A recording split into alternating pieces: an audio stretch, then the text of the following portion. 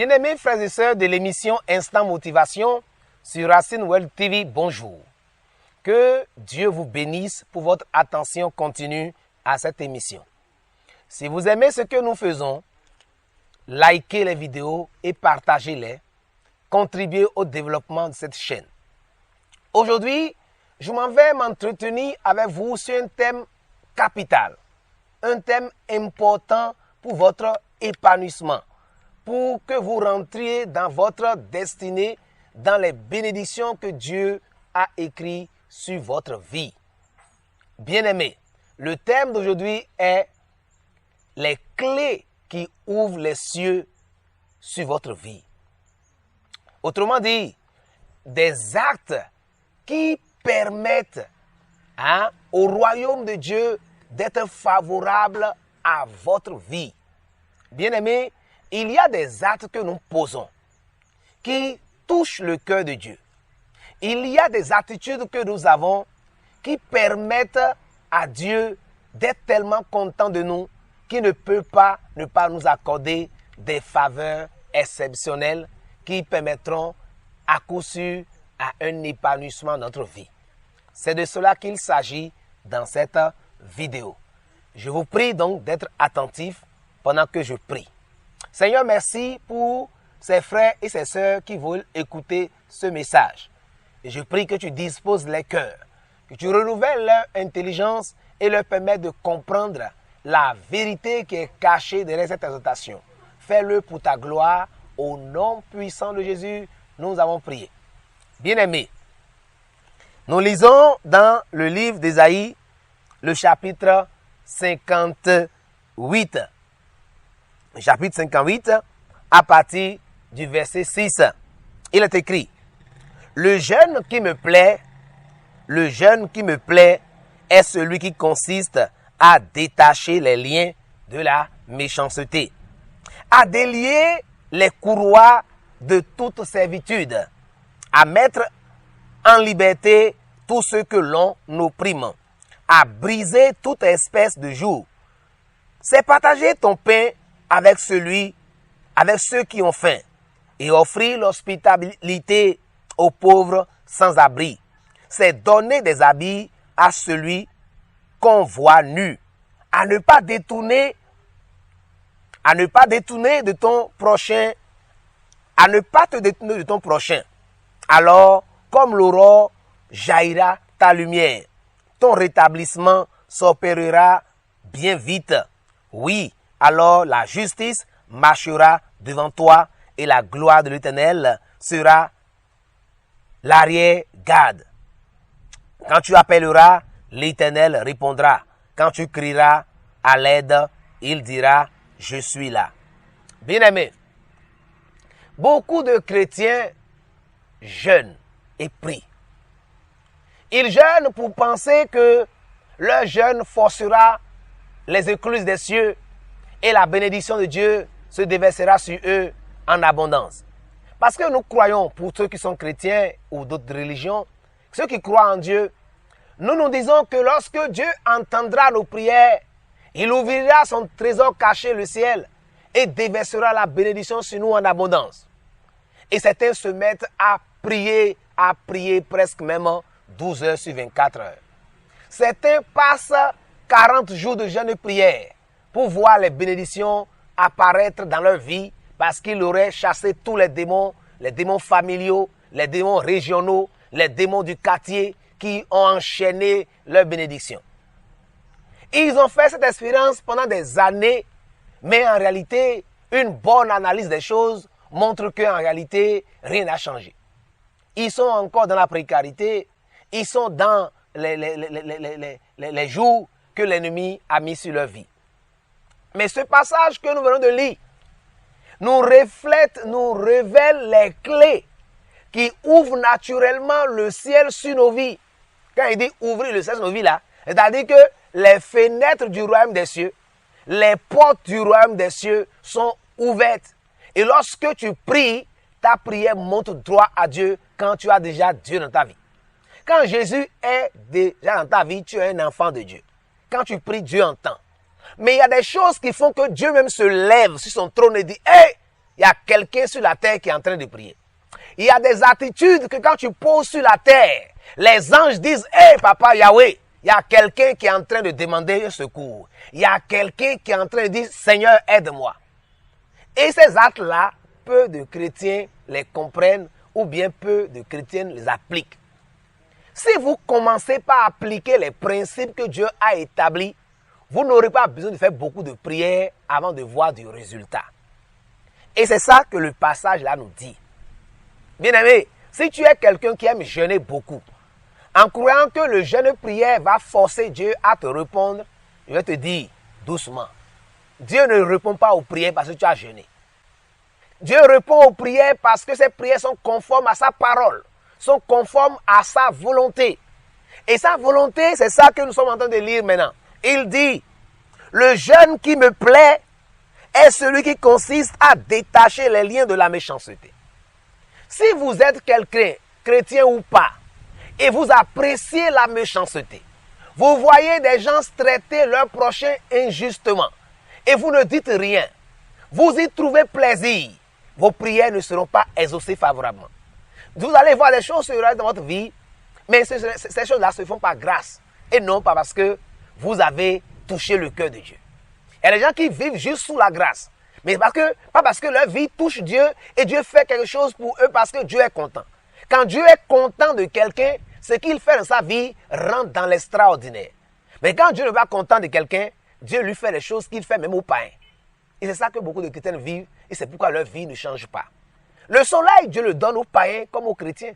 La pluie, Dieu la donne aux païens, aux méchants comme aux bons. La pluie fait verdir nos champs et nous semons. Le soleil nous donne tout l'éclat, le bonheur que nous voulons. Tout le monde a ça. Mais tout le monde n'a pas certaine faveur de Dieu. Il dit, le jeûne auquel je prends plaisir, c'est quand vous détachez les liens de la méchanceté. Combien de méchanceté n'y a-t-il pas autour de nous, dans nos pays, dans l'Afrique, dans le monde entier, et nous nous taisons. Bien-aimé, première chose qui va ouvrir le royaume, les écluses des cieux en ta faveur, qui fera que ta prière sera facilement exaucée, c'est que tu combattes la méchanceté, quel que soit le nom qu'elle porte autour de toi. Il dit, c'est de délier les courroies de toute servitude, à mettre en liberté tout ce que l'on opprime. L'Afrique est opprimée. Lorsque nous voyons les gens être opprimés dans leurs droits, les gens être opprimés, les gens être maltraités, les salariés ne pas être payés comme il se doit, les gens être renvoyés quand ils ont droit de travailler. Dieu regarde tout ça avec ses yeux et il voit des gens qui prient, qui disent Dieu secoue-nous, alors qu'ils sont là en train d'acclamer ceux qui font la méchanceté. Quand vous faites ça, vos prières ne peuvent pas être exaucées comme vous le souhaitez. Il dit, je prends plaisir à ce que les jougs soient brisés. Mon plaisir, c'est de partager ton pain. Partage ton pain avec ceux qui ont faim. Voilà une chose auquel Dieu prend plaisir. Partager son pain avec celui qui a faim. Bien-aimé, quand quelqu'un est dans le besoin autour de nous, comment nous faisons? On dit que le Seigneur te fortifie. Va dans la paix du Seigneur. Le type a faim, tu lui dis, va dans la paix du Seigneur. En allant, il va tomber de faim. La Bible nous dit que lorsque tu partages ton pain avec celui qui a faim, tu rends service à Dieu et Dieu prend plaisir à ta vie et Dieu ne peut pas ne pas t'écouter. Il dit, c'est d'offrir l'hospitalité aux pauvres sans abri. D'offrir l'hospitalité aux pauvres sans abri. Ceux qui dorment dehors en Europe, ceux qui dorment dehors en Afrique, ceux qui souffrent dans la fraîcheur, dans le soleil parce qu'ils n'ont pas où mettre la tête. Venez à leur secours. Vous les riches qui m'entendez, ou que la grâce m'entende, si vous voulez que Dieu vous regarde plus favorablement, ce n'est pas un mérite. Ils sont en train de dire des choses qui font que Dieu prend plaisir à quelqu'un. Ce n'est pas des choses qui poussent Dieu à faire quelque chose. Mais c'est que quand tu fais ça, Dieu prend plaisir à ta vie. Et quand on prend plaisir à la vie de quelqu'un, on aime sa présence, on aime l'écouter quand il parle. C'est ça qu'ils sont en train de dire. Quand tu aides ceux qui sont dans le besoin autour de toi, Dieu prend plaisir à ta vie. Il dit, c'est de donner, le jeûne auquel je prends plaisir, c'est aussi de donner des habits à ceux qu'on voit nus. Les orphelins, les veuves, les gens en situation de précarité qui ont besoin que nous partagions un peu avec eux. C'est ça, quand vous aimez donner, quand vous aimez assister ceux qui n'en ont pas, Dieu prend plaisir à votre vie. Il dit, ne pas détourner de ton prochain, ne pas te détourner de ton prochain. Lorsque ton prochain est dans le besoin qui te sollicite, il y a tellement de méchanceté dans ce monde qu'on n'aime même plus aider. Tellement de frères hypocrites, tellement de sœurs malhonnêtes. Prête-moi, il ne rembourse plus. Aide-moi, après il te traite méchamment. On est découragé. Je voudrais encourager quelqu'un qui s'attend d'avoir le secours de Dieu dans sa vie à ne pas se décourager de faire le bien, de rendre service à un humain. Vous allez voir que tout ce qu'on vient de dire là, c'est à l'endroit de son prochain. Et c'est le deuxième commandement.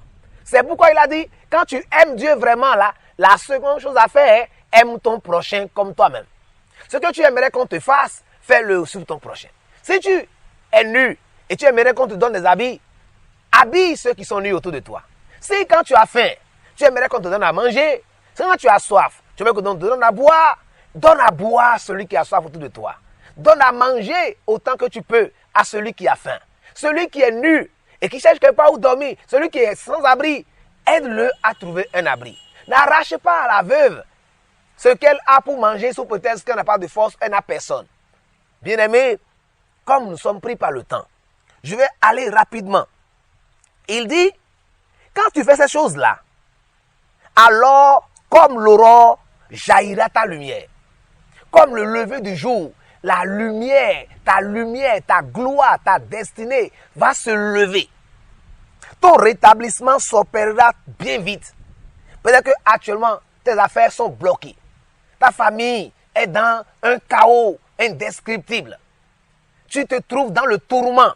La Bible dit, quand tu fais ces bonnes choses que je viens de dire là, ton rétablissement s'opérera bien vite. Oui, alors la justice marchera devant toi. Là où on t'opprimait, là où tes affaires sont bloquées, à part la politique politicienne, Dieu interviendra, fléchira les cœurs et les portes vont s'ouvrir. Ton chômage prendra fin. Ta maladie guérira. Il dit alors, la justice marchera devant toi et la gloire de l'Éternel sera l'arrière. La gloire de l'Éternel sera l'arrière-garde.